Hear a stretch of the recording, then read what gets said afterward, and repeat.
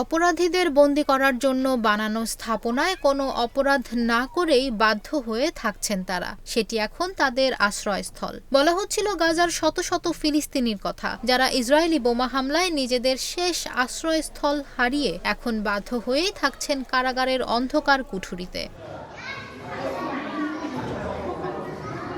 গাজার দক্ষিণাঞ্চলীয় খান ইউনিসের একটি জেলা থেকে বাস্তুচ্যুত হওয়ার পর কারাগারে আশ্রয় নেয় ইয়াসমিন আল দারদাসির পরিবার। দারদাসি জানান তার পরিবার ৩ দিন একটি গাছের নিচে কাটিয়েছেন। এখন তারা খান ইউনিসের কেন্দ্রীয় সংশোধন ও পুনর্বাসন কেন্দ্রের মসজিদে থাকেন। এখানে তারা সূর্যের প্রখর রোদ থেকে রক্ষা পাচ্ছেন। এর চেয়ে বেশি আর তেমন সুবিধা পাচ্ছেন না। দারদাসির স্বামী কিডনি ও ফুসফুসের রোগে আক্রান্ত, তবে তার কাছে কোনো কম্বল বা ম্যাট্রেস নেই। এই ফিলিস্তিনি নারী রয়টার্সকে বলেন, আমরা এখানেও বসতি স্থাপন করছি না। এই নারীর শঙ্কা, এখান থেকেও তাদের সরিয়ে দেওয়া হবে। ইসরায়েল বলছে হামাসের বিরুদ্ধে যুদ্ধে তারা বেসামরিক নাগরিকদের রক্ষার জন্য নিজেদের নিয়ম মানতে পারছেন না। ফিলিস্তিনি এই ভূখণ্ডে গত ৭ অক্টোবর থেকে হামলা চালিয়ে যাচ্ছে ইসরায়েল। গাজায় অনেক ফিলিস্তিনি আছে যারা এ পর্যন্ত একাধিকবার বাস্তুচ্যুত হয়েছে।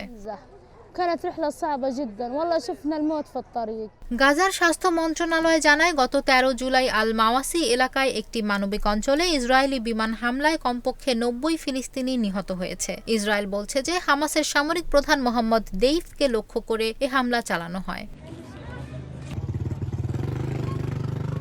বৃহস্পতিবারও গাজার স্বাস্থ্য মন্ত্রণালয় জানিয়েছে, পূর্ব খান ইউনিসে ইসরায়েলি সামরিক হামলায় ১৪ জন নিহত হয়েছে। বিশ্বের সবচেয়ে ঘনবসতিপূর্ণ স্থানগুলোর একটি গাজা। এই ভূখণ্ডের বেশিরভাগ অংশই এখন ধ্বংসস্তূপে পরিণত হয়েছে। জাতিসংঘ জানায়, গাজার ১০ জনের মধ্যে ৯ জনই বাস্তুচ্যুত হয়েছে। ইসরায়েলি সেনারা সারিয়া আবু মুস্তাফা নামের এক গাজার বাসিন্দাকে জানিয়েছেন, নিরাপত্তার জন্য তাকে পরিবারসহ পালিয়ে যেতে হবে। এই পরিবারের কাছে পোশাক পরিবর্তন করারও সময় ছিল না, তাই তারা তাদের প্রার্থনার পোশাক পরে বাড়ি থেকে বেরিয়ে আসে। এই পরিবারটিও কিছুদিন বাইরে থেকে এখন কারাগারে আশ্রয় নিয়েছে। ওই কারাগারের কয়েদিদের ইসরায়েলের হামলার আগেই ছেড়ে দেওয়া হয়। সারিয়া আবু মুস্তাফা রয়টার্সকে বলেন, আমরা আমাদের সাথে কিছু নিয়ে আসিনি, আমরা পায়ে হেঁটে এখানে এসেছি। বাচ্চারাও আমাদের সাথে হেঁটে এসেছে।